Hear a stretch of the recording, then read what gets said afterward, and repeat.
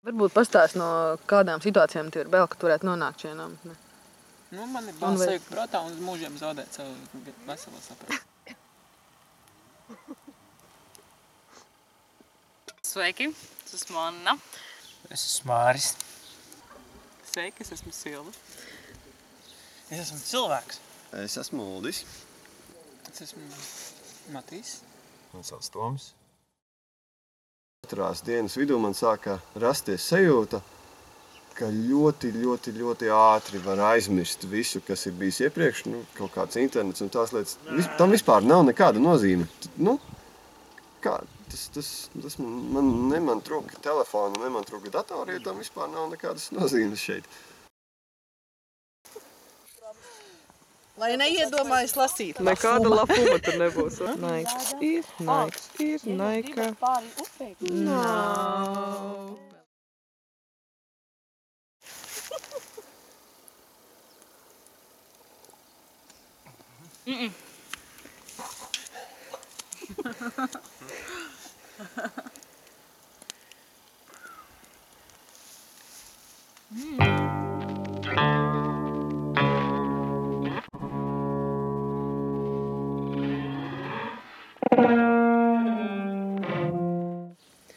Kā tu esi iedomājies kontaktēties ar citiem? Dabīgi, ar žestiem un skaņām. Nu, patiesībā, man liekas, mīmika parāda baigi daudz ko. Mīmika, žesti. Tas droši vien būs tas galvenais. Ko tas savādāk? Sākumā, man liekas, būs beigais tāds mulsums, tāds smaids. Un pirmais, man liekas, rīts būs tāds kautrīgais mulsums, visiem tāds smaidiņš. Uz to viņam aizies kaut kā pieradīs, adaptēsies.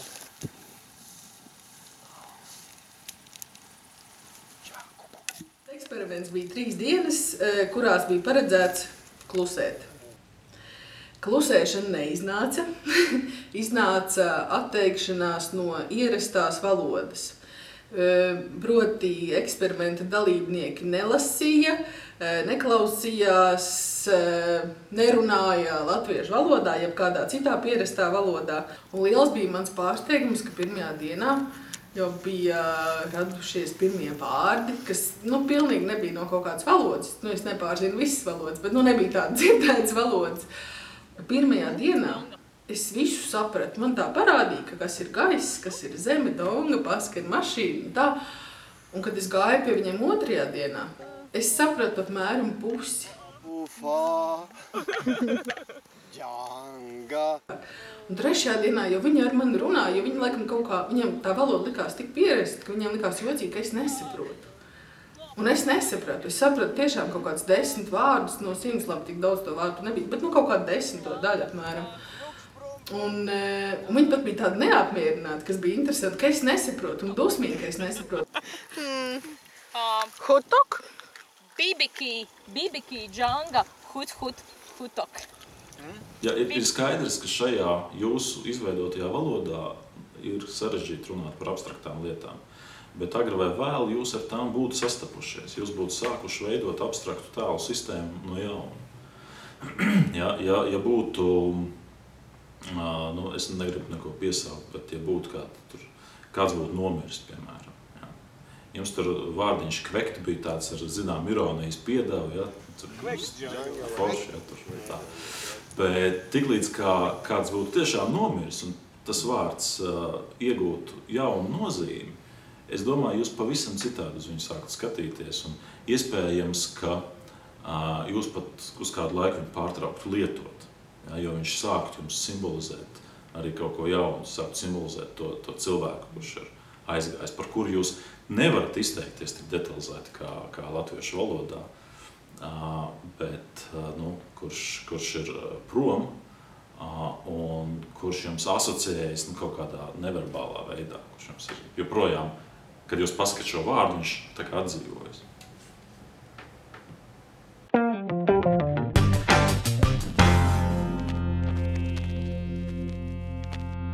Tu, piemēram, ilgojies pēc tā brīža, tur tā sēžot, laimīgi dzīvojot, kad tu atkal varēsi sākt runāt tādā pierastā valodā?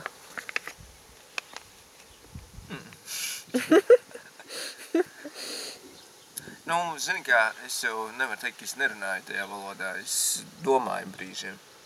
Tas ir, ka valoda esam mēs, ja? Valoda esam mēs, un jums tik ļoti galvās, ka mēs viņu... Vajag normāli pateikt kaut ko tādu. Tas bija parasti, jo mēs visu laiku parasti piedomājam, lai neteiktu. Jā, un tas, kad izspērās ārā, bija tādās situācijās, atceros, ka mums bija jāpeld pār te upēs. Un tad es secēju, tagad, ja mēs jau tik tālu esam tikuši, kas tas tāds nāk ārā tāds. Jā, un Māra vai Čīpa pazūd ūdenī, un tu teici, es paņemšu. Jā. Tās situācijas, kad automātiski, jo mēs visu laiku piedomājam, lai nerunātu uz normālā latviešu valodā.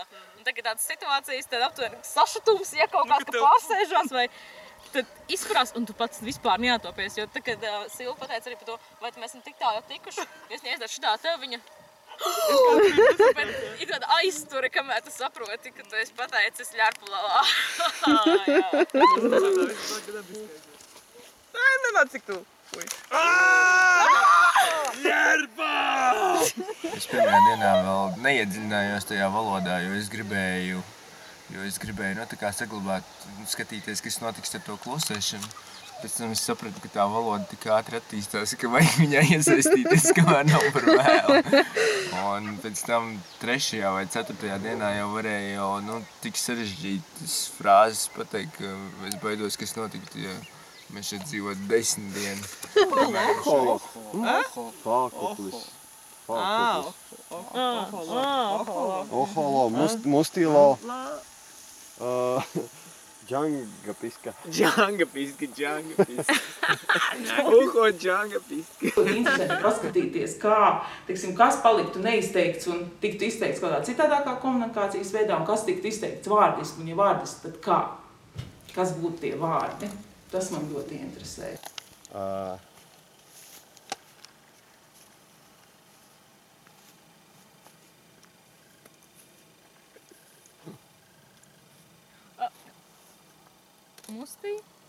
Pirms eksperimenta vairāk cilvēki norādīja, ka viņi gaida, ka šajās dienās viņiem būs iespēja sevi sakārtot, kaut ko pārdomāt, iedziļināties un līdzīgi. Manuprāt, ja uzdevums ir atteikties no valodas, tad gaidīt, ka cilvēks var sakārtot domas, ka vienkārši šis rezultāts nepiepildīsies. Viņam drīzāk tās domas varētu vienkārši pazust. Jo pazūdot valodai, lielā mērā pazūd arī tā abstraktā domāšana, kā mēs viņu esam pieraduši redzēt. Ko tu sagaidi no šīs nometnes eksperimenta? Es sagaidu kaut kādas patiesībā, tā laikam attīrīšanos mazliet no tās pilsētas steigas un beigās skriešanas. Gan no tās vidas, gan ceļš no tās klusēšanas, jā. Mans nodoms vispār uz šejieni braucot bija tāds, ka es varēšu pasēdēt mierā un klusumā.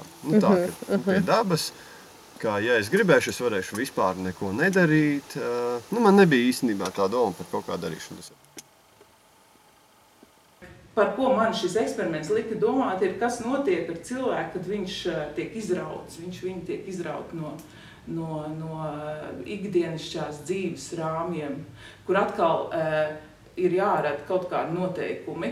Un valoda, manuprāt, tad ir viens no šī, nevis pats galvenais, ja vien mēs neizvēlamies koncentrēties uz to kā uz pašu galveno, tad valoda ir viena no šī procesa sastāvdaļām vairāk.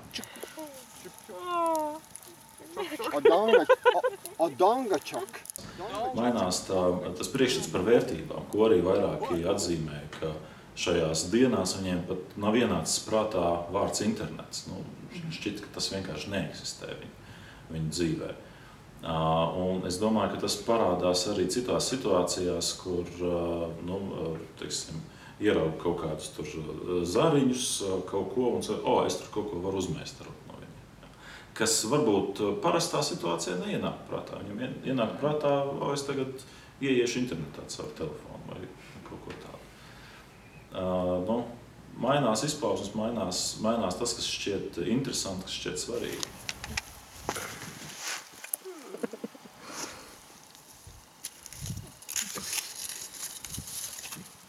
Nebija nekādu rūpju, jo viņas nebija iespējams izteikt vārdos. nevarēja, tu baigi satraukties ilgstoši par kaut kādām lietām, nevarēja runāt par politiku pie ugunskura, tas nebija iespējams. Mēs varējām runāt, priecāties par kaut kādām, tā kā, nezinu, homohabilis par primitīvām lietām, ļoti, baigi foršs, jauks laiks, vai ne? Baigi foršā diena Lopufā. Tur ļoti garšīgs ēdiens, vai ne, tas ir liels vai labs forši, baigi labi. Un tādas primitīvas lietas tiešām, kad paskatās uz dzīvniekiem, tajā brīdī ir labi forši. Kad tur nāk kaut kādas lietas virsū, ļērpa briesmīgi nāk virsū, tūlīt kaut kas būs, satraucies bišķīgi, pēc brīžiem atkal mierīgs sēdi.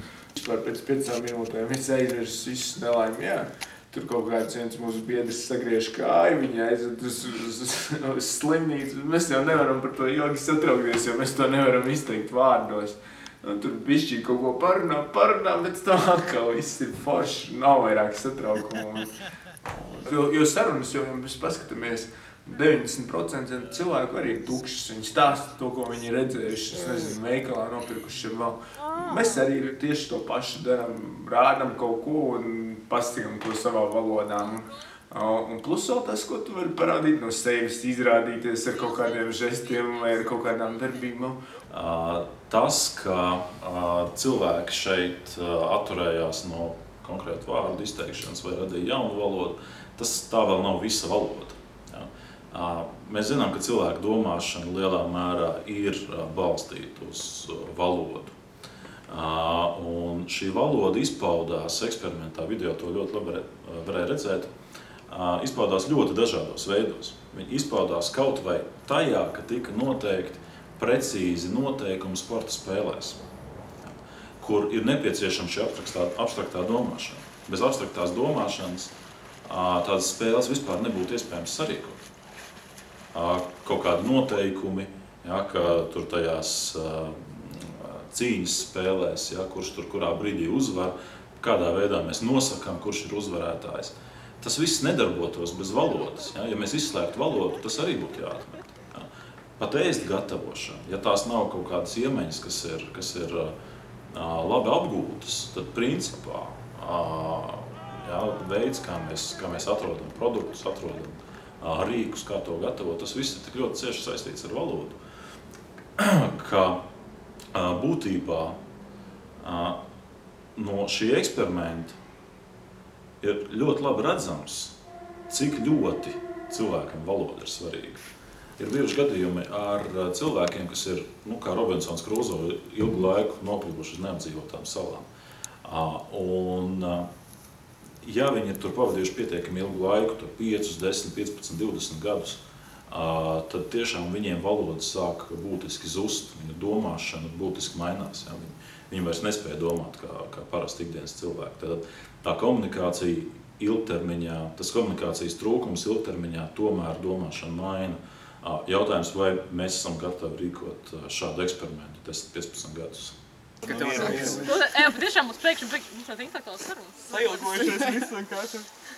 Nē, vienkārši mēs spējam izteikties. Es teicu tā, ka tagad savā starpā zīmējās ar to, ko nepagūs zīmēt pēc džangalā. To gribēju pateikt.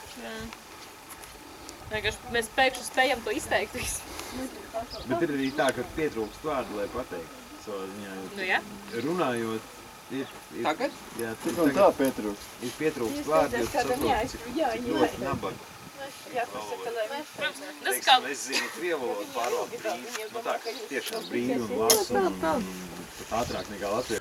Mēs atkal sākām runāt latviski, tad bija baigi jocīgi, ka tā valoda skan, ka latviski cilvēks runā pavisam savādāk, viņam ir savādāk balss, viņš savādāk runā.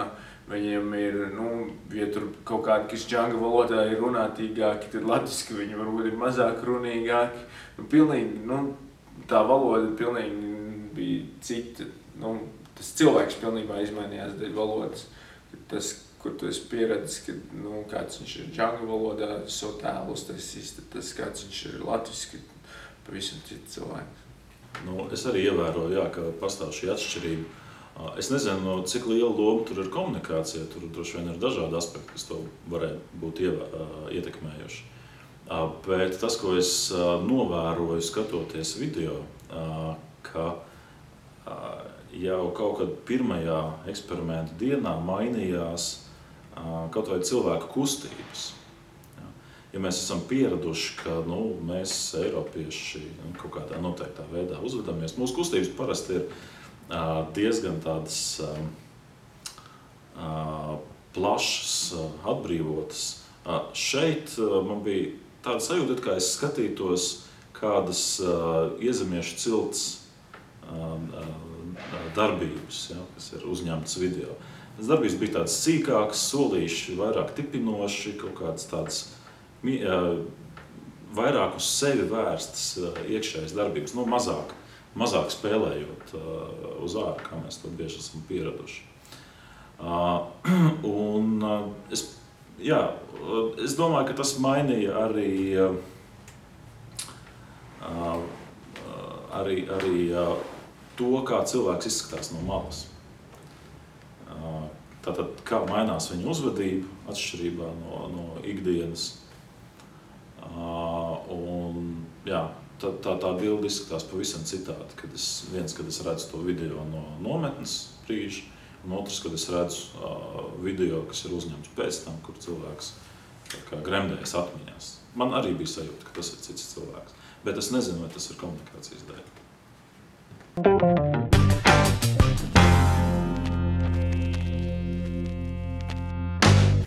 Ko tu sagaidi no šīs nometnes eksperimenta? Es sagaidu, ka es pati sev vairāk sapratīšu, kas ir man noteikti situācijā, kādā es neesmu iepriekš bijis. Kā veidojās attiecības ar cilvēkiem, kas ir spiesti dzīvot kopā un nedrīkst sarunāties.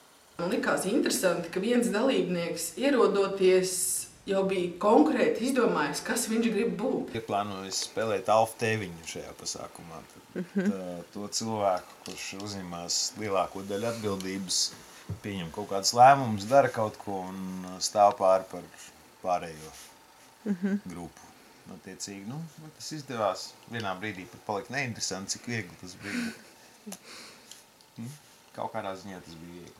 Vai džangā bija kāds izteikts līderis? Izteikts, es domāju, ka kad bija runa par kaut kādām organizatoriskām lietām, tad droši vien, ka bija diezgan izteikts līderis, bet ko līdz runa gāja par kaut kādu izklaidēšanos vai valodas radīšanu vai tādām lietām, tad uzreiz cits uzradās par līderiem. Ar meitenēm komunikācija bija, ar Annu bija diezgan daudz. Ar Annu bija interesanti komunicēt, jo viņa spēja izdomāt arī valodu kā tādu.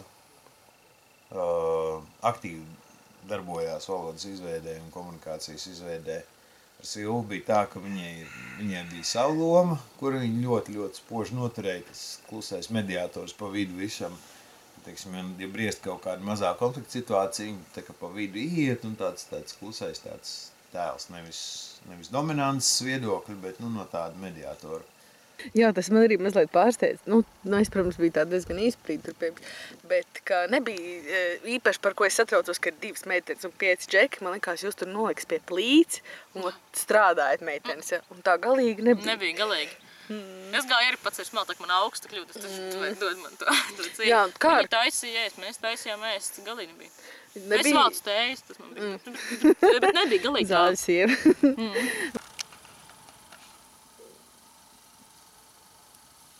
Ihā!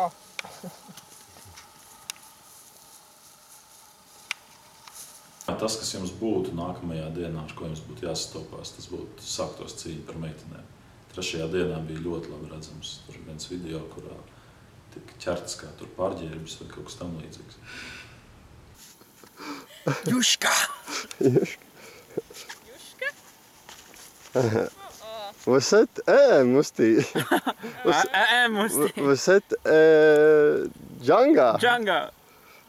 Par savstarpējām attiecībām man radās tāda viena pārdoma, ka mēs ļoti daudz ko darījām dēļ sievietēm, un viņas tur bija tikai 2, un mēs darījām pārsvarā to, ko viņas akceptēja.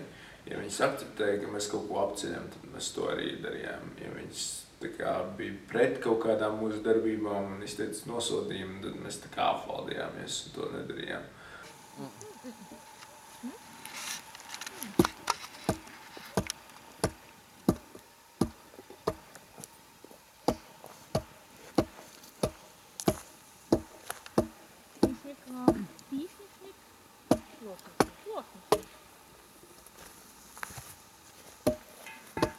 Jānis, viņš drusku krita valkā, es nezinu, kāpēc viņš nebija. Bet arī paradoksāli, es uzskatu, ka Jānis nekomunicēja, lai arī cik tas būtu dīvaini nometnē, kurā nedrīkst runāt.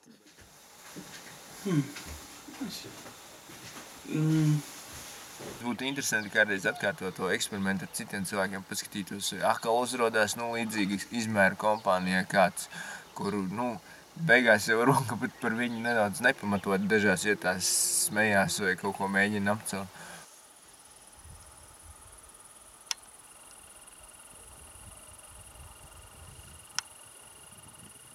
Četras grupu veidošanas stadijas, kur, manuprāt, šī eksperimenta ietvaros tika piedzīvot faktiski pirmā. Īsti neaiziet līdz otrajai. Ja? Tātad pirmā fāze ir vienkārši tāda iepazīšanās fāze. Otrā fāze ir tad, kad sāk veidoties nopietni konflikti, kad grupas procesi tā kā pajūg. Ja?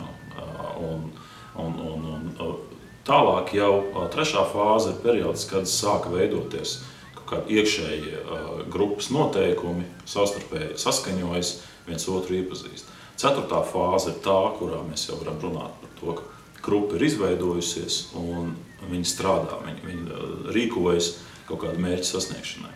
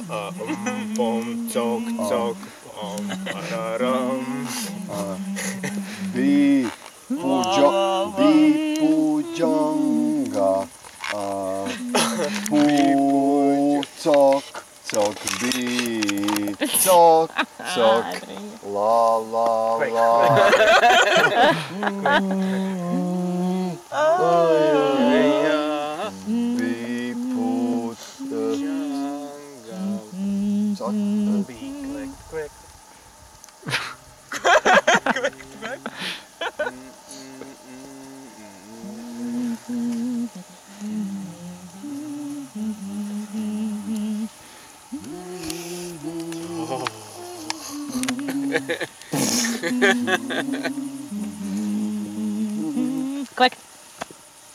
Džanga. Juška.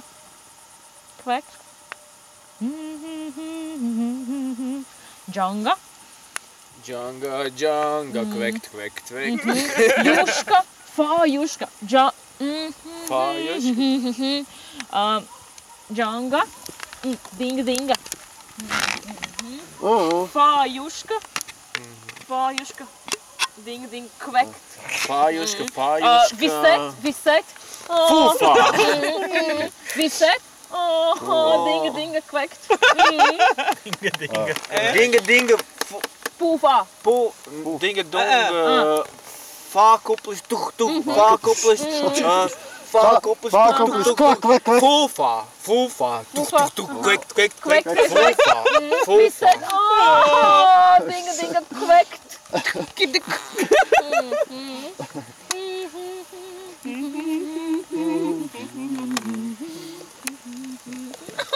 Viset.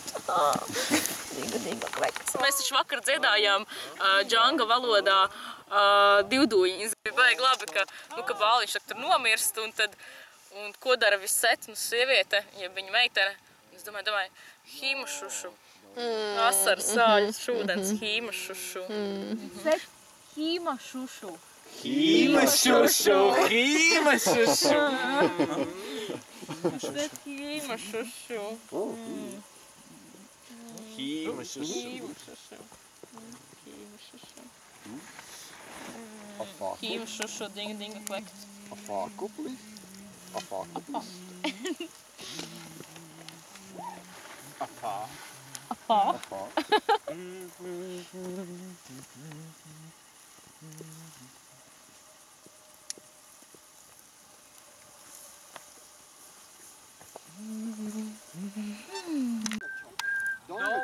Dongačok. What? Dongačok. Korrekt. Tikko. Dongačok.